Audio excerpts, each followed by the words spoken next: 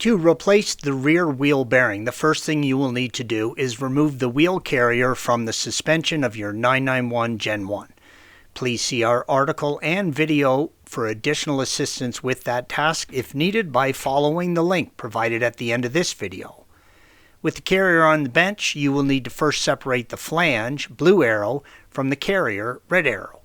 There is a cover plate over the bearing that will be removed after you press the flange out, green arrow. The axle flange is pressed into the inner sleeve of the wheel bearing, red arrow. This image shows where the wheel speed sensor gets its reading from the magnets in the bearing, red arrow. You want to set up your press so that you are only pressing out the flange, blue arrow.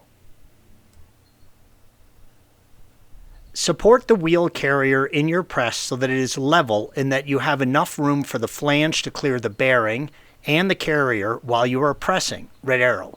Make sure you are pressing straight down on the wheel flange only and press it out. You do not want to press the outer bearing ring at this point, or you will have a heck of a time getting the flange out of the bearing. The inner bearing race will come out with the flange, red arrow. It will also destroy the bearing, red arrow, but that's okay, you are replacing it. The inner bearing race will come out with the flange, red arrow. It will also destroy the bearing, but that's okay, you are replacing it. Use a 13mm socket and remove the 4 bolts holding the plate on the outer bearing face, green arrow. You will need to get the bearing race off of the flange. If you are lucky, you can separate them with a bearing splitter. Our flange was on so tight that I had to take it to a suspension shop and they used an air chisel to get it off.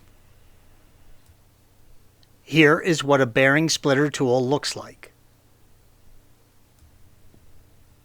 Now place the carrier level and supported so that you can press the remaining bearing out from the rear.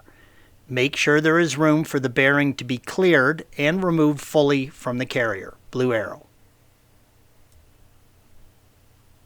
The new bearing will have magnets inside one side of it. Use a bearing magnet tool or a paper clip to ensure you are installing the bearing with the magnets facing the wheel speed sensor or inside, red arrow. With the old bearing pressed out, check the housing for damage. There will be marks from the friction, but you do not want to see any cracks, splits, or chunks missing. This race is fine, red arrow.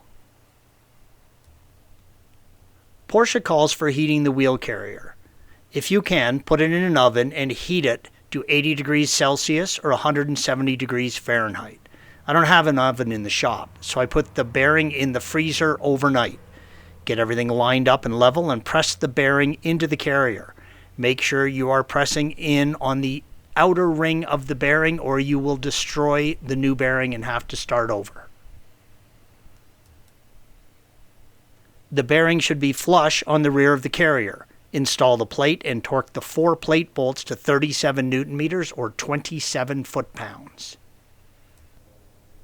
Now support the inner race to press the wheel flange, red arrow, and then press the flange fully in until it is fully seated.